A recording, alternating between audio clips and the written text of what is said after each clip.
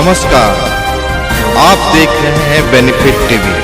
हजारों दर्शकों का मनचाहा कार्यक्रम, हजारों साथियों का मनचाहा प्रोग्राम, आप देख रहे हैं बेनिफिट टीवी। इस राधिका और नवीन को आज तलाक के कागज मिल गए थे। दोनों साथ ही कोर्ट से बाहर निकले। दोनों के परिजन साथ थे और उनके चेहरे पर विजय और सुकून के निशान साफ झलक रहे थे। 4 साल की लंबी लड़ाई के बाद आज फैसला हो गया था। 10 साल हो गए थे शादी को, मगर साथ में 6 साल ही रह पाए थे। 4 साल तो तलाक की कार्यवाही में लग गए। राधिका के हाथ में दहेज के सामान की लिस्ट थी जो अभी नवीन के घर से लेना था, और नवीन के हाथ में गहनों की लिस्ट थी जो राधिका से लेने थे। साथ में कोर्ट का यह आदेश भी था कि नवीन 10 लाख रुपए की राशि एकमुश्त राधिका को चुकाएगा। राधिका और नवीन दोनों एक ही टैंप में बैठकर नवीन के घर पहुंचे। दहेज में दिए सम्मान की निशानदेही राधिका को करनी थी, इसलिए 4 वर्ष बाद ससुराल जा रही थी। आखिरी बार, बस उसके बाद कभी नहीं आना था उधर। सभी परिजन अपने अपने घर जा चुके थे। बस 3 प्राणी बचे थे, नवीन, राधिका और राधिका की माताजी। नवीन घर में अकेला ही रहता था। माँ बाप और भाई आज भी गांव में ही रहते हैं।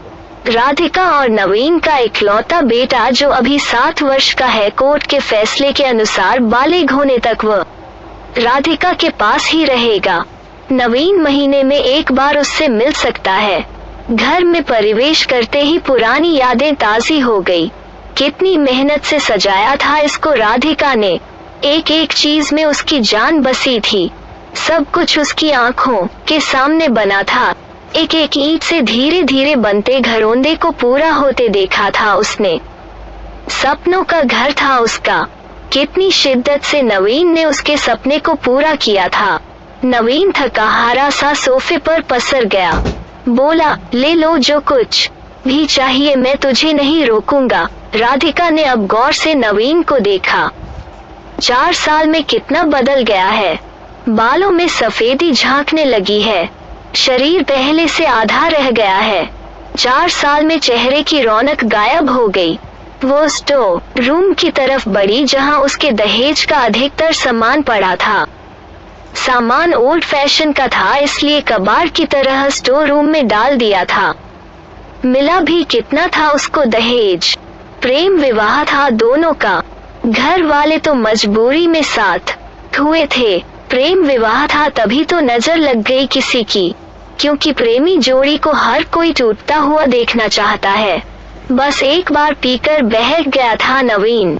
हाथ उठा बैठा था उस पर। बस वो गुस्से में मायके चली गई थी। फिर चला था लगाने सिखाने का दौर। इधर नवीन के भाई भाभी और उधर राधिका की माँ। नौबत कोर्ट तक जा पहुंची और तलाक हो गया। न राधिका लौटी और न नवीन लाने गया। राधिका की माँ बोली, कहाँ है तेरा सामान?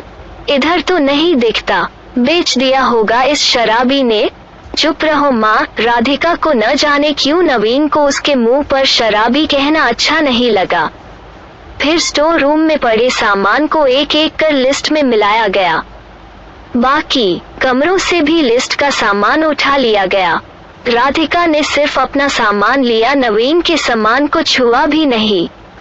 फिर राधिका ने नवीन को गहनों से भरा बैग पकड़ा दिया।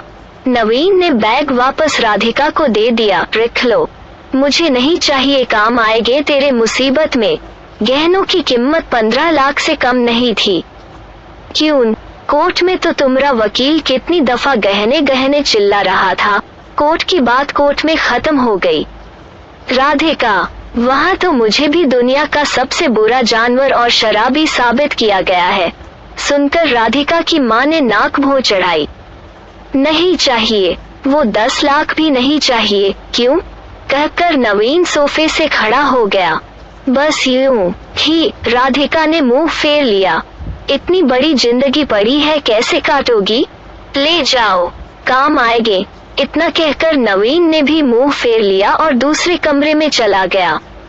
शायद आंखों में कुछ उमड़ा होगा जिसे छुपाना भी जरूरी था। राधिका की माताजी गाड़ी वाले को फोन करने में व्यस्त थी। राधिका को मौका मिल गया। वो नवीन के पीछे उस कमरे में चली गई। वो रो रहा था, अजीब सा मुंह बनाकर, जैसे भीतर के सैलाब को दबाने दबाने की जद्दोजहद कर रहा हो। राधिका ने उसे कभी रोते हुए नहीं देखा था। आज पहली बार देखा, न जाने क्यों दिल को कुछ सुकून सा मिला, मगर ज्यादा भावुक नहीं हुई। सधे अंदाज में बोली, इतनी फिक्र थी तो क्यों दिया तलाक? मैंने नहीं, तलाक तुमने दिया, दस्तखत तो तुमने भी किए, माफी नहीं मांग सकते थे? मौका कब दिया तुम्हारे घर वालों ने? जब भी फोन किया काट दिया। घर भी आ सकते थे। हिम्मत नहीं थी।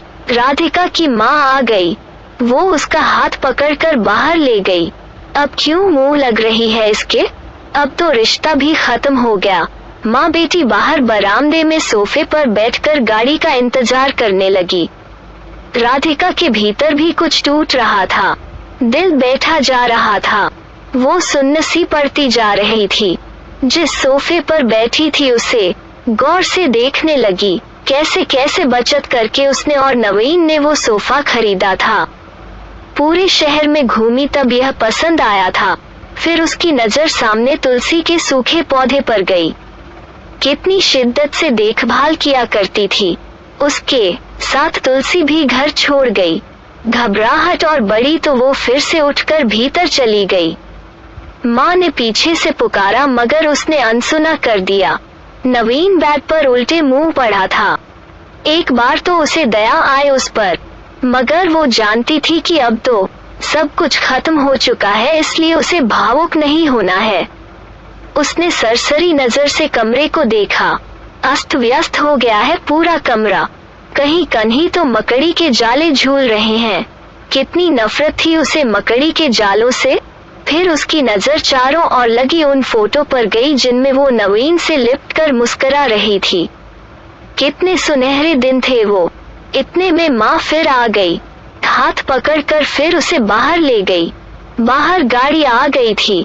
सामान गाड़ी में डाला जा रहा था। राधिका सुन सी बैठी थी। नवीन गाड़ी की आवाज सुनकर बाहर आ गया। अचानक नवीन कान पकड़कर घुटनों के बल बैठ गया। बोला, मत जाओ, माफ कर दो। शायद यही वो शब्द थे जिन्हें सुनने के लिए 4 साल से तड़प रही थी। सब्र के सारे बांध एक साथ टूट गए। राधिका ने कोर्ट के फैसले का कागज निकाला और फाड़ दिया, और माँ कुछ कहती उससे पहले ही लिपट गई नवीन से। साथ में दोनों बुरी तरह रोते जा रहे थे। दूर खड़ी राधिका की माँ समझ गई कि कोर्ट का आदेश दिलों के सामने कागज से ज्यादा कुछ नहीं। काश उनको पहले मिलने दिया होता। अगर माफी मांगने से ही रिश्ते टूटने से बच जाए तो माफी मांग लेनी चाहिए। अगर बेनिफिट टीवी का वीडियो आपको पसंद आया तो चैनल को सब्सक्राइब करें और वीडियो को लाइक करें। ज्यादा से ज्यादा लोगों तक वीडियो को शेयर करें। धन्यवाद।